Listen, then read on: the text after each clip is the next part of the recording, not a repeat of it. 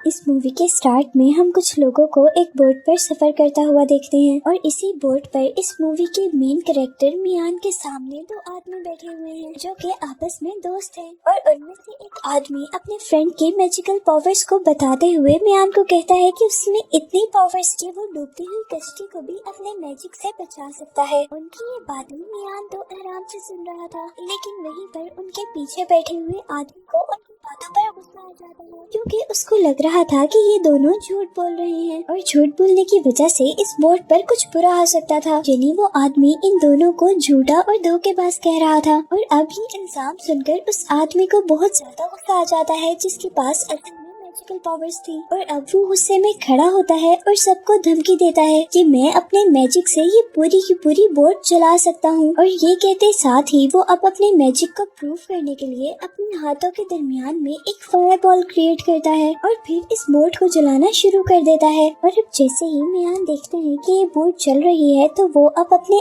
Icing magic का use करके इस बोट को बचाने की कोशिश करता है और बोट की सैलिज पर जंप लगाते हुए वो अपने मैजिक को स्टार्ट करता है और अपने आइसिंग मैजिक की हेल्प से वो आग को बुझा देता है और साथ ही वो उस आग लगाने वाले आदमी को अपने मैजिक से बहुत दूर गिराता है। और अब क्योंकि मियान ने इस बोट के साथ साथ इस बोट पर मौजूद सभी लोगों की जान बचाई थी, इसीलिए अब बॉस लेडी मियान को थैंक यू कहने के लिए आती है जो कि इस बोट की इंचार्ज थी। और यहीं पर मियान उस बॉस लेडी को बताता है कि वो इस सफर पर इसलिए है क्योंकि वो अपने भाई को ढूंढना चाहता है और ये कहते साथ ही वो बॉस लेडी को अपने भाई का स्केच भी दिखाता है। अब जैसे ही बॉस लेडी वो स्केच देखती है तो 1 मिनट के लिए घबरा जाती है, लेकिन फिर वो अपने फेस एक्सप्रेशंस को कंट्रोल करते हुए मियान से कहती है कि मैंने इस आदमी को पहले कभी नहीं देखा। पर यहाँ उसके फेशियल एक्सप्रेशंस उसके लफ्जों से मैच नहीं कर रहे थे, यानी हमें पता चल रहा था कि वो औरत झूठ बोल रही है। और अभी ये दोनों बातें ही कर रहे होते हैं कि उनके देखते ही देखते समुद्र में एक बहुत ही बुरा तूफान आ जाता है और इस तूफान की वजह से शिप का बैलेंस खराब हो रहा था और वो इधर से उधर मूव कर रही थी,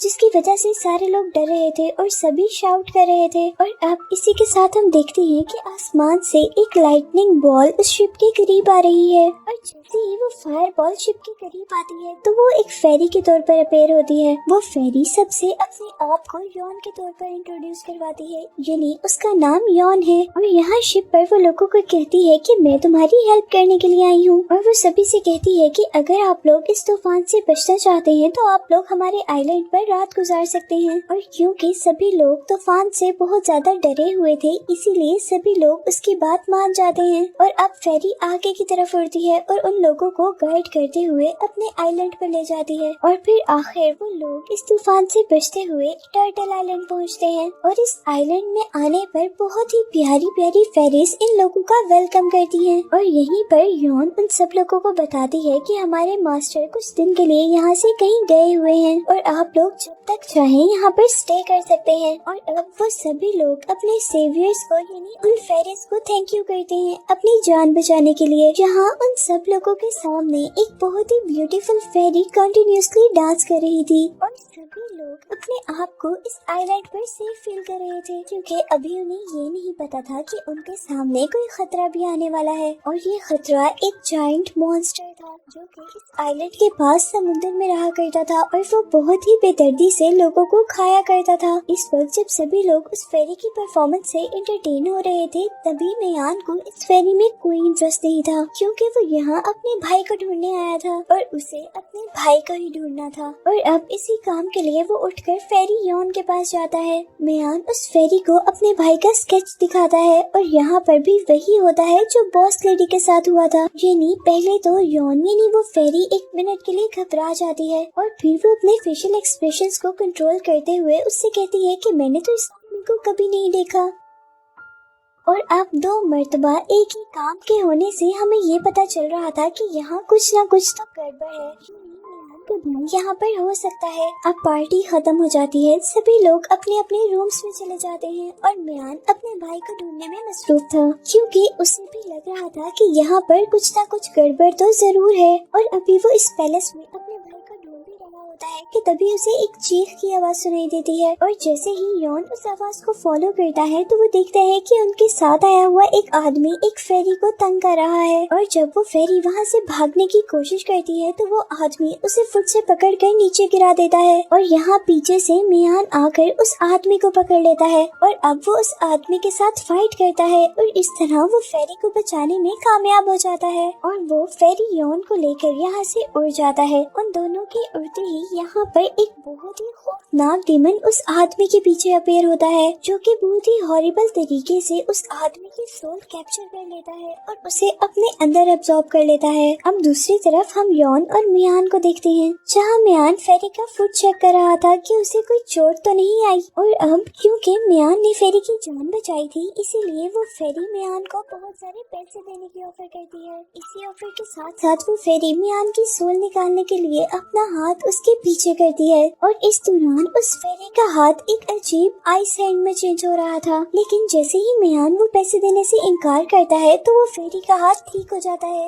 यानी उसका हाथ नॉर्मल हो गया था और अब वो मियान की सोल नहीं निकाल रही थी। अब इसके बाद फेरी मियान को इससे भी ज्यादा कीमती चीजें ऑफर करती है और साथ ही एक और बार अपना हाथ मियान को मारने के लिए उसके पीछे करती है। लेकिन जैसे ही मियान उन सारी चीजों को लेने से इनकार कर देता है तो उस फेरी के दिल में भी रहम आ जाता है और वो अब मियान को जिंदा ही छोड़ देती है क्योंकि उसे मियान का दिल बहुत ही सच्चा और साफ लगा था और ऐसे मियान सेफली वहाँ से चला जाता है। अब दूसरी तरफ हम देखते हैं कि इन लोगों में से आए हुए एक आदमी को एक बहुत ही ब्यूटीफुल फेरी अपनी तरफ अट्रैक्ट करती है और वो आदमी उसकी ब्यूटी से इम्प्रेस होते हुए बहुत ही खुशी से उसके करीब जाता है और यहाँ फेरी बहुत ही बेदर्दी से उस आदमी की सोल कैप्चर कर लेती है क्योंकि उसे ये सोल अपने मास्टर को देनी थी। यहाँ जैसे हमने पहले देखा कि यॉन यानी वो फेरी मियान की सोल कैप्चर करने की कोशिश कर रही थी और उससे पहले एक ब्लैक डीमन ने एक आदमी की सोल कैप्चर की थी और यहाँ अभी फेरी एक और आदमी की सोल कैप्चर कर रही थी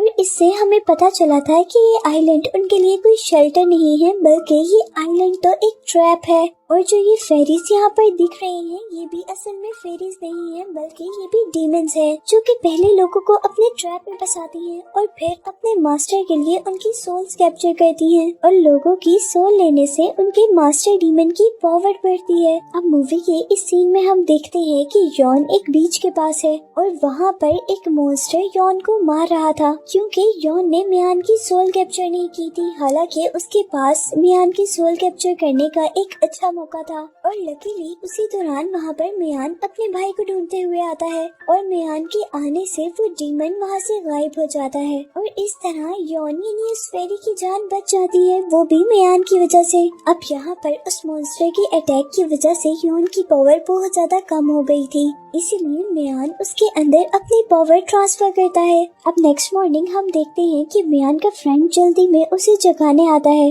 और यहाँ आकर वो उसे खुशखबरी देता है कि मियान का भाई मिल गया है और वो दोनों एक खास जगह पर जाते हैं जहाँ पर वो देखते हैं कि मियान का भाई एक मैजिकल कनकेव में कैद है और अब जैसे ही मियान अपने भाई को बचाने के लिए उसके अंदर जाता है तो वो मैजिकल कनकेव उसे अंदर जाने नहीं देती और अब मियान अपनी मैजिकल पावर्स का यूज करते हुए उस कनकेव को डिस्ट्रॉय करता है और मियान का भाई उस कैद से निकल जाता है।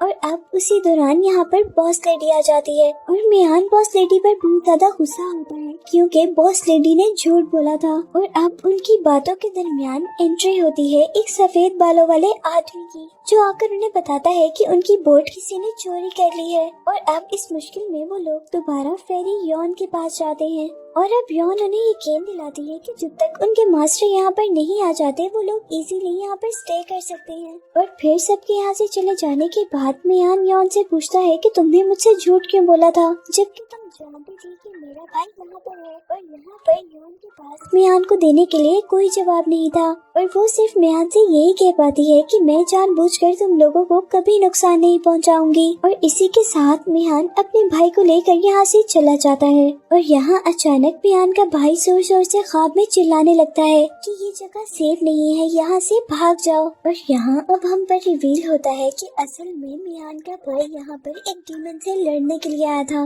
लेकिन क्योंकि जल्द ही वो डीमन से हार गया था, इसीलिए डीमन ने उसे यहाँ पर कैद कर लिया। और अब वो लड़का जल्दी से अपने बेड से उठता है और बाहर की तरफ भागना शुरू कर देता है। यहाँ पर अब उस लड़के के पास एक और फेरी आती है और वो उसकी हेल्प करने के बजाय उससे फाइट करना शुरू कर देती है। और अब वो फेरी फाइट के दौरान मियान के भाई का माइंड कंट्रोल कर लेती है और उसी दौरान अब मियान भी वहाँ पर आ जाता है। लेकिन इससे पहले कि अब मियान कुछ करता, यहाँ पर एक सफेद बालों वाला आदमी आकर उसके भाई को बचाता है। और अब इसके बाद वो लोग उस लड़के को उसके रूम में वापस ले जाते हैं और यहाँ पर वो सफेद बालों वाला आदमी उस लड़के की एनर्जी अपने अंदर एब्सॉर्ब कर लेता है। और अब दूसरी तरफ हम बॉस लेडी को देखते हैं जो कि एक अजीब और खौफनाक केव के अंदर जाती है। और यहाँ बॉस लेडी के सामने वो ब्लैक डीमन अपीयर होता है, जहाँ हमें पता चलता है कि वो बॉस लेडी भी ब्लैक डीमन के लिए काम करती है। और अब ब्लैक डीमन उसे एक पोशन देते हुए एक काम कहता है जिसमें उसे मियान और उसके भाई को इस केव तक लेकर आना था।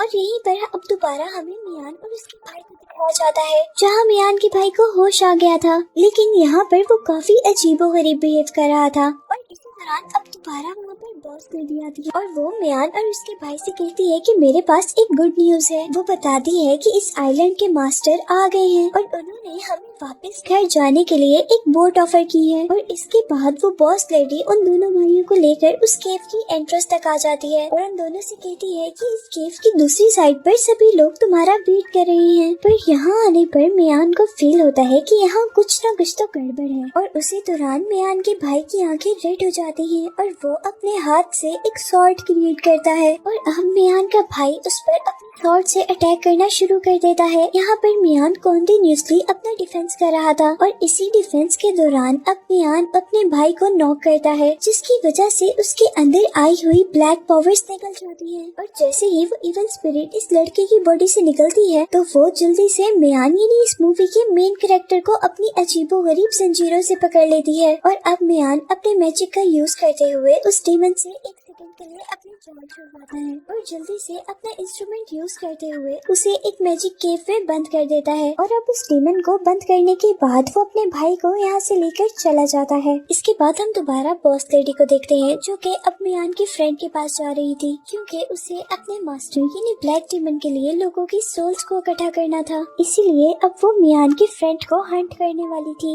लेकिन इससे पहले कि बॉस लेडी उस लड़के को कुछ नुकसान पहुँचाती, उस लड़के को फील हो जाता है कि बॉस लेडी किसी गलत इरादे से उसके पास आई है, इसीलिए वो बॉस लेडी से लड़ता है। और लड़ते लड़ते अब बॉस लेडी उसे मारने ही वाली होती है कि पीछे से मियान आ जाता है और मियान के आते ही वो बॉस लेडी से भाग जाती है।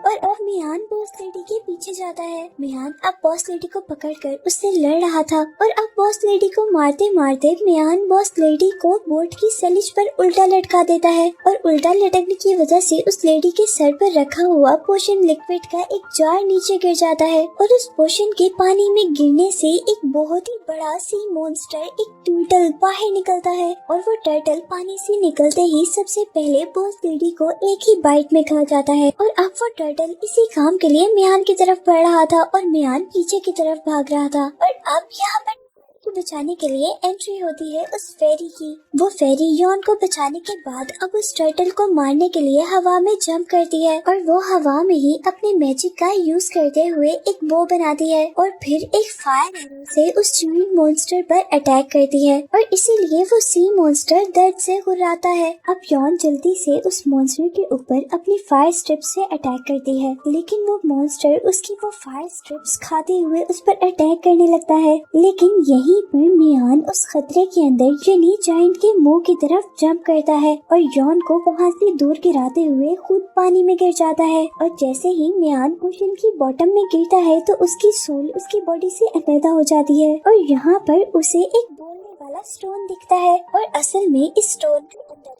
आइलैंड के मास्टर की सोल थी। और यहाँ मियान पर रिवील होता है कि मियान का भाई इस मास्टर के साथ मिलकर यहाँ पर ब्लैक डीमन को मारने के लिए आया था, जो कि अपनी पावर बढ़ाने के लिए लोगों की सोल्स कैप्चर किया करता था। और यहीं पर मास्टर मियान को बताता है कि इसी ब्लैक डीमन ने मॉन्स्टर को भी अपने कब्जे में किया हुआ है और वो इस सी टर्टल को एक मैजिकल ऑब्जेक्ट के जरिए कंट्रोल करता है जिसे ड्रैगन ऑर्ब कहते हैं। और यहाँ वो मास्टर बताता है कि भाई के साथ साथ वो भी उस डीमन से लड़ रहा था, लेकिन वो उस डीमन के आगे हार और मास्टर को मारकर एक एंटिटी बनाकर इस पानी के अंदर फेंक दिया गया। और जब ये मियान के भाई को कैद कर लिया गया था और अब ये एंटिटी कहता है कि मुझे तुम पर पूरा यकीन है कि तुम उस ब्लैक डीमन को जरूर हरा सकोगे। और ये कहते साथ ही वो अपनी सारी की सारी एनर्जी मियान के अंदर ट्रांसफर कर देता है। और इसी के साथ मॉन्स्टर मियान से ये भी कहता है कि अगर तुमने ड्रैगन ऑर्ब ढूंढ लिया तो तुम्हें डीमन को मारना और भी आसान हो जाएगा, क्योंकि वो जायंट सी मॉन्स्टर जो उसके कब्जे से निकल जाएगा।